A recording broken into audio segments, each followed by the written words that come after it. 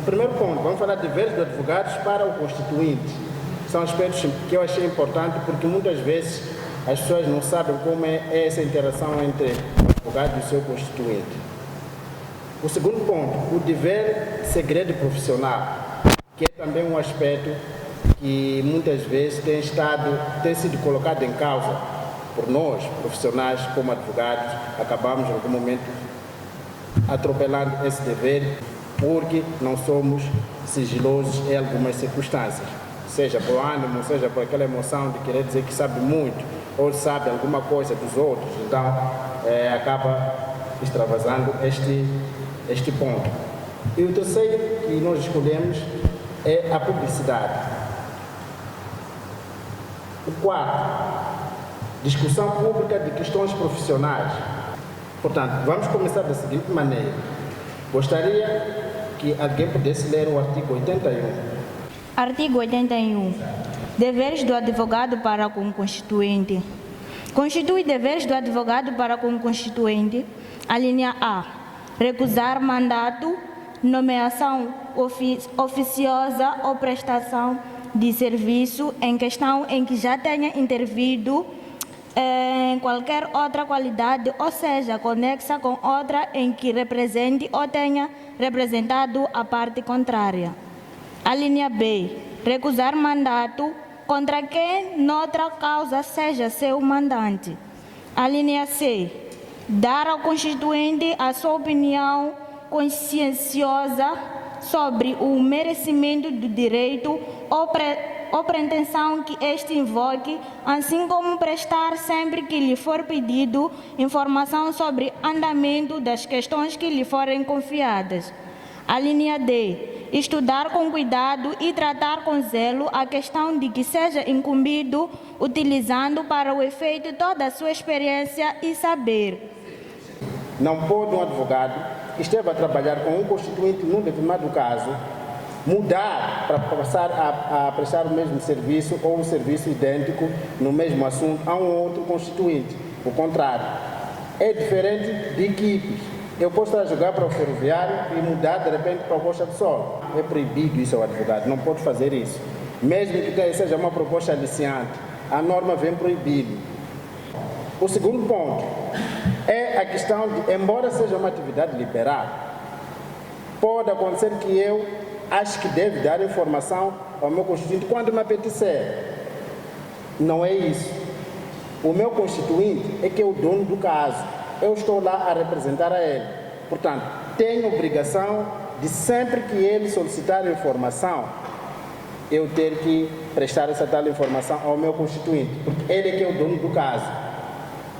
Não pode ali, pelo fato de ele ser um profissional liberal, dizer que não, o senhor não pode me exigir nada. Eu estou a trabalhar, eu vou dar informação quando achar que eu devo dar. Não pode, não funciona assim. Porque, volto a repetir, quem é o dono do caso é o constituinte e não é o advogado. Portanto, vocês como indivíduos estão a fazer direito, têm familiares que em algum momento têm tido problemas de relacionamento, provavelmente com seus mandatários. Já estão capacitados a dizer que não é bem assim. Deixe-me falar com esse tal advogado para poder saber por que está a proceder dessa maneira. O advogado é obrigado a segredo profissional no que respeita à linha a fatos referentes a assuntos profissionais que lhe tenham sido revelados pelo constituinte ou por sua ordem ou conhecimento no exercício da profissão. A linha B. Há fatos que, porventura de cargo desempenhado na ordem de advogados, qualquer colega obrigado quanto aos mesmos fatos ao segredo profissional lhe tenha comunicado. Se aquele indivíduo, naquelas situações, abre-se e depois você faz uso daquela informação para simplesmente mostrar que você é procurado por alguém e fala sobre isto, mas aqui diante dos outros, ou porventura vê a pessoa e você acha que já tem um pedaço da vida daquele indivíduo e expõe. Tá, mas a lei também proíbe isso. Embora ele tenha lhe passado aquela informação e aquela informação está comigo, eu tenho direito de fazer, tenho direito de usar aquilo que está comigo como eu quiser. Mas, tratando-se de uma informação trazida por terceiros no âmbito profissional, aquilo não é uma conversa que alguém te encontrou num bar e foi debatendo consigo sobre algo. Você achou que podia transmitir para uma terceira pessoa. Mesmo nestes casos também existe uma proibição ética, moral, que não pode, algo que alguém contou, você contar a uma terceira pessoa ou fazer uso daquela informação para poder ferir aquela pessoa ou sei lá. Mas aqui estamos falando que é de lei. A lei está a proibir fazer isso. Há um procedimento disciplinar que o advogado vai sofrer por fazer uso dessa informação ou por sentar em algum sítio e transmitir essa informação. A lei está lá a reger o apetite, porque em algum momento dá uma vontade à pessoa de querer mostrar aos outros que ele tem alguma informação que os outros não têm. Então a lei está a cortar esse apetite. Está a cortar essa vontade, por saber que o advogado é depositário de muitas informações, de muitos indivíduos que o procuram para poder pedir o seu auxílio. Não sei se alguém tem alguma dúvida nesse ponto. Podemos passar. Muito bem. Portanto, isso é para quê? Para vocês, como indivíduos, estão cumprindo direito. Usar isto para ajudar os outros. Porque vocês até podem nem precisar dessa informação para vocês como tal. Vocês estão protegidos, conseguem se defender. Mas, quando damos essas informações, é para quando vocês voltarem na comunidade, quando encontrarem fulano, vos liga, vocês terem mais ou menos alguma informação, e a seguir, se faltar, vão ligar já para um profissional mais esclarecido, mas vocês têm que já caminharem com uma base. E essa base que estamos aqui a tentar vos transmitir nessa conversa que estamos aqui a ter. Embora seja breve, mas acredito que vai ficar aquilo que é essencial e que vocês poderão usar quando forem chamados a usar. Vai ficar lá, até o dia que alguém for a vos procurar. Não vai ser amanhã nem depois, mas um dia qualquer alguém pode vos procurar para poder esclarecer isto ou aquilo. Então vamos para o outro ponto, publicidade. Artigo 78.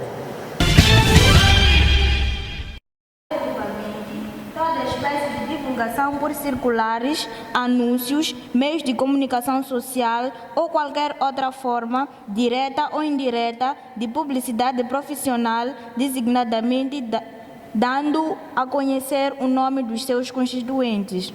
2. O advogado, as sociedades de advogados e todas as instituições autorizadas a praticar atos próprios de advogado podem divulgar informação da sua atividade profissional de forma objetiva e verdadeira, no rigoroso respeito dos seus deveres deontológicos, do segredo profissional e das normas legais sobre publicidade e concorrência. Disse o que, colega? O nome dos seus constituintes. Estamos a dizer o quê?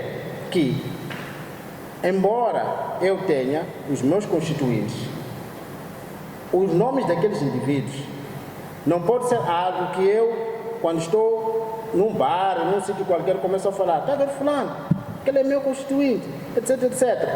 E somando com o artigo anterior que falamos sobre segredo profissional, para nem dizer o nome da pessoa e ainda conta a história. Então, isto é proibido. Você não pode, em nenhum momento, revelar, porque são informações. E uma coisa que tem na advocacia, que nas outras áreas não tem, falo nas magistraturas, é questão de... A lei, quando o arguido vai para o tribunal, até diz assim, todas as perguntas que vamos fazer neste momento são de caráter obrigatório. Começa a perguntar o nome, profissão, filho de... Depois diz, a partir de agora, responda se quiser. Estamos a dizer o quê? Que a própria lei já dá um espaço para, em sede de audiência, digamos, diante do juiz e do procurador, o arguido poder não dizer a verdade, poder dizer aquilo que acha. Mas temos mais uma consciência que, enquanto a lei dá esse espaço para o indivíduo não dizer a verdade para o juiz, assim como para o procurador, aquela verdade os advogados têm. Significa o quê? Que os advogados acabam tendo uma informação que os outros não têm. E essa informação que tem que ser acarinhada ou cuidada.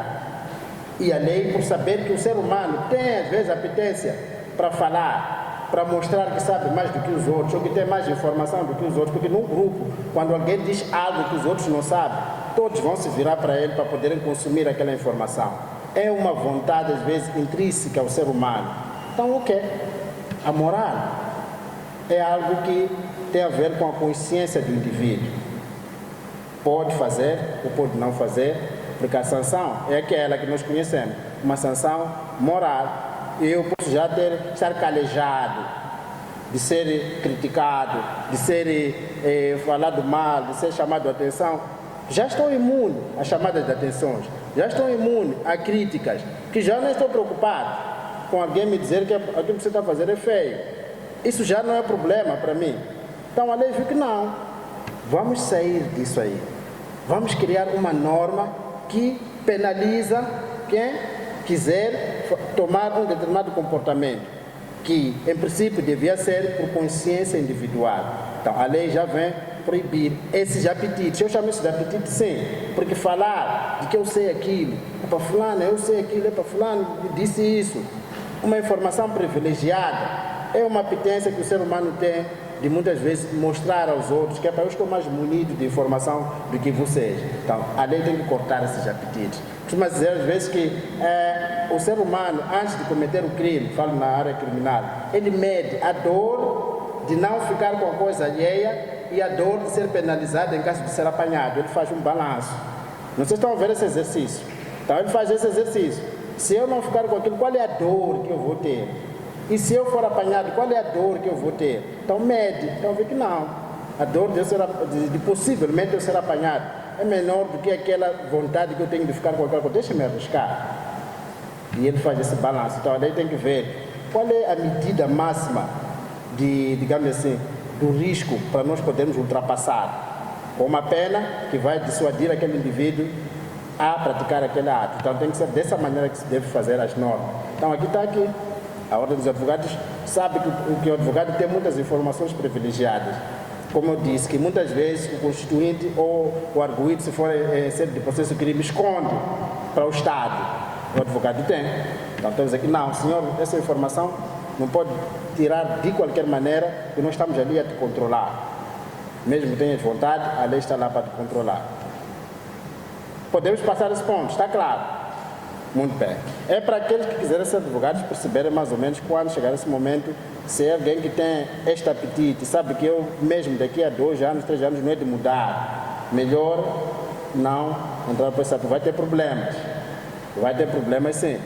É melhor logo ver, porque você fala, não, eu quero ser advogado, é uma atividade liberal, eu trabalho quando quiser, ou que, etc, etc. Não, tem normas aqui que regem o advogado, são normas muito rígidas e penaliza-se.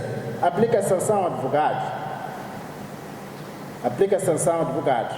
Então não vale a pena se sentir que eu não aguento. Basta eu pegar dia seguinte, estou ali a revelar aquilo tudo que o constituinte me contou, é de falar depois. Melhor não foi. Vamos para...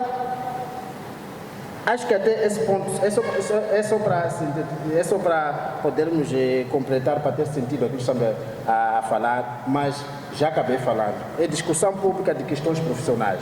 Peço para ler a colega. O advogado não deve nem discutir ou contribuir para a discussão em público ou nos meios de comunicação social sobre questões profissionais pendentes ou a instaurar perante os tribunais ou outros órgãos do Estado, salvo se a Ordem do Advogados concordar com a necessidade de uma explicação pública de forma a prevenir ou remediar a ofensa à dignidade, direitos e interesses legítimos do cliente ou do próprio advogado e, nesse caso, nos precisos termos autorizados pelo Conselho Nacional. Estamos aqui a falar de casos que estão na Justiça. Pelo menos é isso que me importa frisar aqui. Casos que estão na Justiça. Porque existe lá um processo que já está a correr. E o advogado tem vontade de falar sobre aquele processo, os seus contornos, em público. Basta dizer que não, é proibido. Como na primeira situação falamos, que o advogado é controlado a dar informação alheia. Porque, um exemplo concreto, voltando para o primeiro ponto, mas sem fugir ao segundo ponto, a informação que o advogado tem do seu constituinte, aquela que ele contou, é diferente, por exemplo, daquela que está no processo. A informação que está no processo é sigilosa até um determinado momento. Significa que o juiz ou o magistrado do Ministério Público, nesse caso o procurador, tem uma informação sigilosa, mas aquela informação sigilosa é sigilosa durante algum tempo. Por isso, quando vai para não, o processo ainda está em instrução, ainda está no segredo do Estado. A informação do advogado está sempre sigilosa até o momento em que ele vai abrir a boca para falar. Vocês estão a perceber a diferença? Então, por isso que a responsabilidade é muito maior. O controle do apetite para falar é muito maior.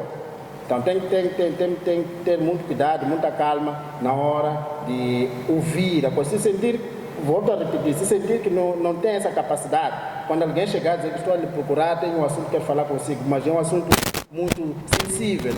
Não, procura lá fulano. O doutor dizia que há certas no processo, há informações que o arguido deve dar que são obrigatórias e que as mesmas informações o advogado pode ter e o arguido não as tira durante o processo. Gostaria de saber se o advogado, uma vez que a informação, essa pergunta que o juiz terá colocado ao arguido, o advogado tem essa liberdade, essa prerrogativa de poder responder por ele ou não, uma vez que a informação é obrigatória e o seu arguido, o seu constituinte não está a querer responder, então ele pode dar essa informação ou não? Não pode. Questões obrigatórias são aquelas questões que têm a ver com o indivíduo. Se ele não responde, já é crime contra ele e a responsabilidade criminal é individual. Está a entender? Não está a falar de questões da discussão da causa, está a falar de questões, é filho de quê, reside onde, número de telefone, são essas questões que está a se referir. São essas questões obrigatórias, que têm a ver com a pessoa. Agora, aquelas sobre o caso, sobre se você que atropelou, esse já é outro assunto. Está claro, né? Então, o advogado não tem que responder. Se ele não responder, a responsabilidade criminal será contra ele. A minha questão surge em relação à deontologia profissional e ética do advogado. Estou a querer falar sobre os advogados que fazem comentários nos órgãos de comunicação social. Estou consciente que trata-se de advogados que não estão diretamente ligados aos processos, ou ao processo, no caso. No entanto, aparecem na televisão e fazem comentários, até chegam a levantar hipótese daquilo que pode ser o desfecho do caso. Há algum parâmetro em relação ao pronunciamento ou ao comentário que o advogado faz em televisão?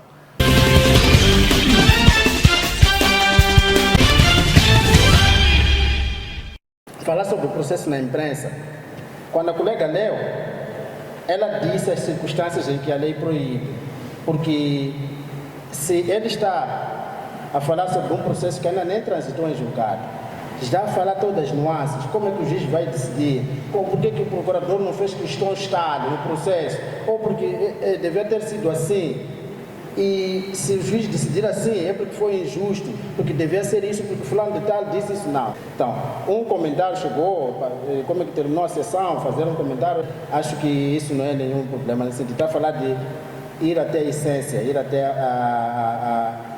digamos, até o núcleo do assunto. Acho que é por aí que a lei tenta proteger, que senão fica um pouco difícil. E, aliás, se é um advogado que vai à imprensa fazer opinião de um assunto, pode criar problemas na comunidade, se ele já é uma autoridade. Havia um juiz aqui que já reformou, ele nunca aceitava que no dia da sentença o advogado não estivesse. Ele dizia que o advogado tem que estar. Depois um dia explicou, disse que não. Quando nós lemos uma sentença quando o advogado não está, se não for boa, o constituinte sempre diz, é porque o meu advogado não estava, por isso que o juiz me aproveitou. Mas faz sentido isso? Se a sentença já estava lá, mesmo se o advogado estivesse, já não ia mudar nada. A sentença, não falo do recurso. Mas ele sabia, no distrito em que ele estava, ele dizia que o advogado vocês têm que vir. Se eu chego lá, leio uma sentença, porque eu até no dia do julgamento, o advogado discutiu aqui, mostrou que é para que não sei o que, no dia da sentença, como ele não veio, o juiz me aproveitou. Estão a entender? Então significa que é algo que não é verdade. Em relação à deontologia profissional dos advogados, só que em questão de fazer mesmo paralelismo, sendo que estamos aqui com um advogado, vimos quando estava a se fazer o julgamento do caso Tenda, né, das dívidas ocultas, a questão do Emran Insa quanto à questão do dever profissional do segredo. Então parece que aquela situação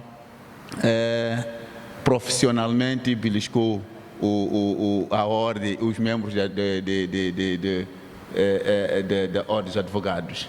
Será isto considerado verdadeiramente como uma falta de segredo profissional ou é um erro que foi cometido, na medida em que vimos a situação como depois terminou, que para a opinião pública parece não ter havido aí uma observância à risca da questão profissional.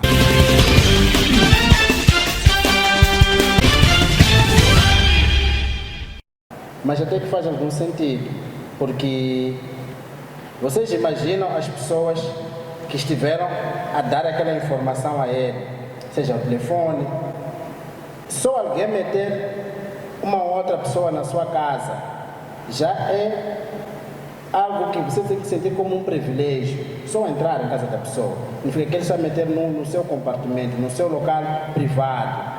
Agora, se você sai, começa a dizer, pá, até aquela aí deixa bacia na sala, deixa não sei o quê, estava a sentir como é que a pessoa se sente. Se ouvir dizer que fulano falou isso, a informação mostra a qualidade do lugar onde ele esteve.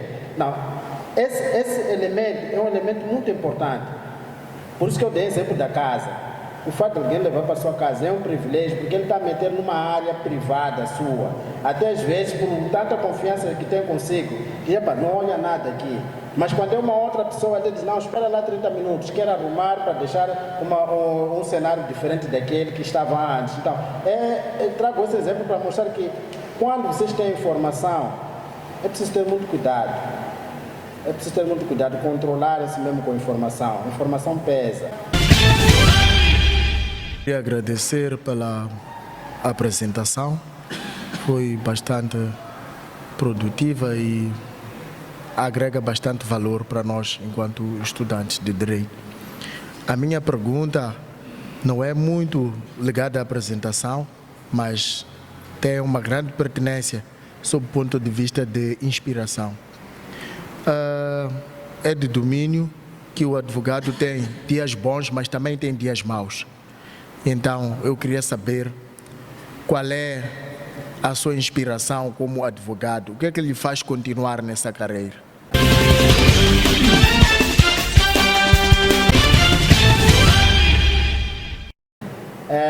Também a resposta não vai ser logo direta, mas vocês não estão a ver a sensação de sair de um caso em que a coisa ocorreu bem, mesmo naqueles que escolhem parcialmente.